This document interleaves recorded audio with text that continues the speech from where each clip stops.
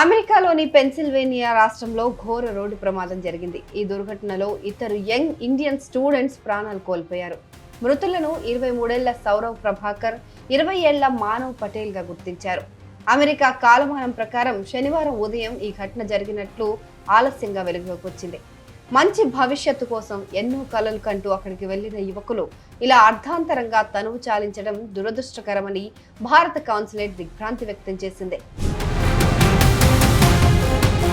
వీరిద్దరూ ఒహాయోలోని Cleveland state యూనివర్సిటీలో చదువుతున్నారు. మే 10న పెన్సిల్వేనియాలోని లాంకాస్టర్ కౌంటీలో వీరు ప్రయాణిస్తున్న కారు అదుపు తప్పింది. రోడ్డు పక్కనే ఉన్న ఓ చెట్టును ఢీకొట్టి వంతెన మధ్యలో ఇరుక్కుపోయింది.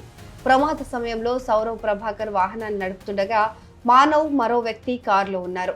ఈ ప్రమాదంలో సౌరవ్, మానవ్ అక్కడికక్కడే ప్రాణాలు కోల్పోగా మరో ప్రయాణికుడికి తీవ్ర గాయాలయ్యాయి. అతన్ని ఆసుపత్రికి తరలించి చికిత్స అందించారు. ఈ ప్రమాదం ఎలా జరిగిందనే పూర్తి వివరాలు ఇంకా తెలియాల్సి ఉంది. స్థానిక పోలీసులు కేసు నమోదు చేసుకుని దర్యాప్తు చేస్తున్నారు.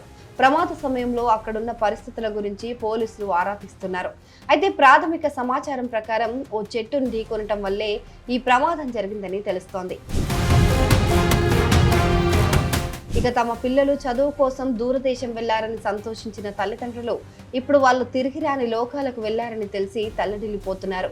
మంచి భవిష్యత్తు కోసం ఎన్నో కలలు కంటూ అక్కడికి వెళ్లిన ఈ యువకులు ఇలా అర్ధాంతరంగా తనువు చాలించడం నిజంగా దురదృష్టకరం.